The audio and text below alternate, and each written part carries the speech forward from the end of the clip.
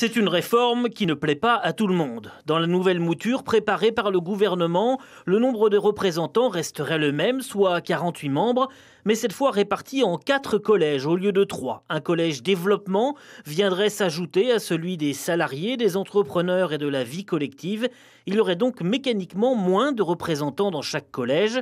Celui des salariés, par exemple, où siègent les syndicats, passerait ainsi de 16 membres à 12, une décision qui ne fait pas leur affaire. Quand il y a une décision de cet acabit-là, c'est forcément politique. Le Tapura aujourd'hui est aux affaires pendant au moins 5 ans. Et commencer comme ça, tout de go, à vouloir faire en sorte qu'on diminue la parole des syndicats, c'est pas, allez, on va dire, c'est pas génial. Le gouvernement argumente que cette réforme vise à assurer une meilleure représentativité de la société civile. Le nouveau collège du développement intégrerait des secteurs d'activité comme le tourisme, l'économie verte, le numérique, l'artisanat, la culture, la défense de l'environnement. Pour les syndicats, c'est surtout un moyen d'augmenter la représentativité des employeurs au détriment des salariés. Je crois que le projet est une bonne chose. Il faut bien qu'on améliore le travail qu'il faut qu'on fasse ici au CESC. Mais le problème, c'est qu'ils ont pris ça et ils ont mis développement sur le siège des employeurs. Donc, à mon avis, il faudra retirer les employeurs et mettre le développement. Parce que sinon, c'est 2 fois les employeurs, un pour les salariés et un pour les associations. Donc, c'est divisé pour mieux régner. Parmi les autres changements annoncés, la présidence du CESC devrait redevenir tournante entre chaque collège.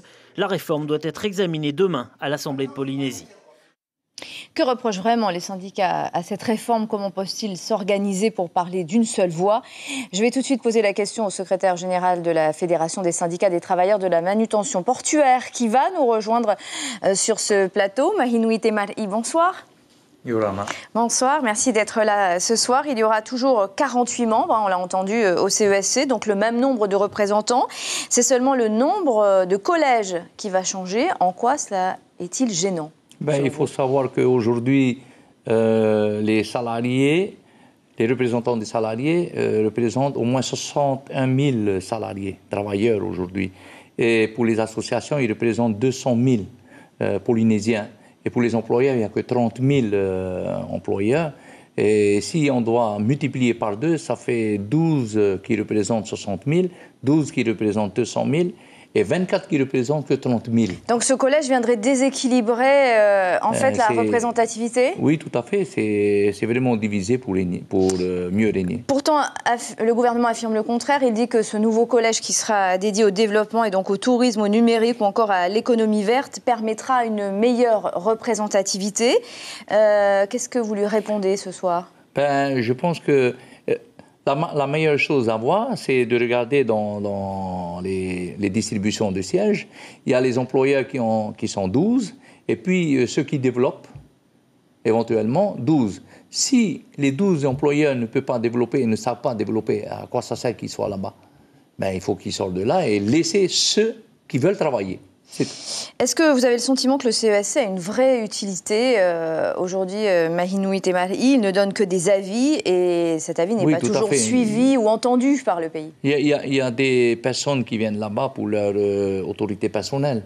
Mais il y a vraiment du travail là-bas, mais il y a des personnes aussi qui viennent là-bas que pour la politique. Je pense qu'on a besoin de tout le monde et il faut qu'on travaille, qu'on réfléchisse, parce qu'on ne donne qu'un avis, c'est vrai. Elle sert à quoi, cette institution, finalement? Elle n'a pas vraiment de rôle de contre-pouvoir aujourd'hui. Avec ce système d'aujourd'hui, ça ne sert à rien. Ça ne sert à rien. Parce que si c'est que pour distribuer de l'argent un peu partout avec ses copains, parce que ça fait quand même depuis des années, depuis 2007-2008, il y a 70 milliards de déficit qui a été donné pour tous les employeurs du pays et ils n'ont pas embauché jusqu'à aujourd'hui. Et ils ont plus de représentativité dans le sein du CESC, alors que les syndicats sont représentés aussi en ce moment. Il y a 61 000 salariés et 30 000 employeurs. Je ne pense pas que les employeurs soient d'accord avec vous lorsque vous dites qu'ils n'ont pas embauché. Est-ce que vous êtes toujours candidat pour prendre les rênes de la CSTPFO, Mahinou Itemari? Le renouvellement du bureau est prévu, vous le savez, bien sûr, vendredi. Oui, tout à fait. Je suis le seul candidat. Qu'est-ce que vous avez pensé de la position politique de l'ex-secrétaire général de la CSTPFO, Angelo Frebo, qui a rejoint le Tahuera? Est-ce qu'on peut faire du syndicalisme et de la politique? Non, on ne peut pas faire les deux en même temps. Mais par contre, je suis content qu'il ait passé de l'autre côté, puisque depuis juin 2017, lui et notre ancien secrétaire général m'ont mis dans un trou en disant que je fais de la politique, alors que c'est faux. Aujourd'hui, c'est eux-mêmes qui sont rentrés dans ces trous-là. De toute façon, on ne peut pas travailler dans la politique et dans le syndicat. Il faut représenter, on est serviteur des salariés, on n'est pas serviteur des politiciens. Mahino Itemari, merci beaucoup d'avoir répondu à nos questions ce soir. C'est un plaisir.